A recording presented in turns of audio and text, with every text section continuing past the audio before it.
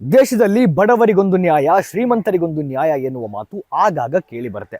ಗಂಟೆಗೆ 200 ಕಿಲೋಮೀಟರ್ ವೇಗದಲ್ಲಿ ತನ್ನ ದುಬಾರಿ ಪೋರ್ಷೆ ಕಾರು ಓಡಿಸಿ ಇಬ್ಬರ ಸಾವಿಗೆ ಕಾರಣವಾದ ಅಪ್ರಾಪ್ತನಿಗೆ 15 ಗಂಟೆಗಳ ಒಳಗೆ ಪುಣೆ ಕೋರ್ಟ್ ಬೇಲ್ ನೀಡಿ ಪ್ರಬಂಧ ಬರೆಯಲು ಹೇಳಿದ ಘಟನೆಯೊಂದು ಮತ್ತೊಮ್ಮೆ ಇದೇ ಮಾತನ್ನ ನೆನಪಿಸಿದೆ. ಪುಣೆಯಲ್ಲಿ ಇತ್ತೀಚೆಗೆ ಪೋರ್ಷೆ ಕಾರು ಡಿಕ್ಕಿಯಾಗಿ ಇಬ್ಬರು ಮೃತಪಟ್ಟ ಘಟನೆ ದೇಶದಾದ್ಯಂತ ಸುದ್ದಿಯಾಗಿತ್ತು. ಈ ಕಾರನ್ನ ಓಡಿಸ್ತಾ ಇದ್ದವ ಪುಣೆಯ ಶ್ರೀಮಂತ ಉದ್ಯಮಿಯ 17 ವರ್ಷದ ಪುತ್ರ.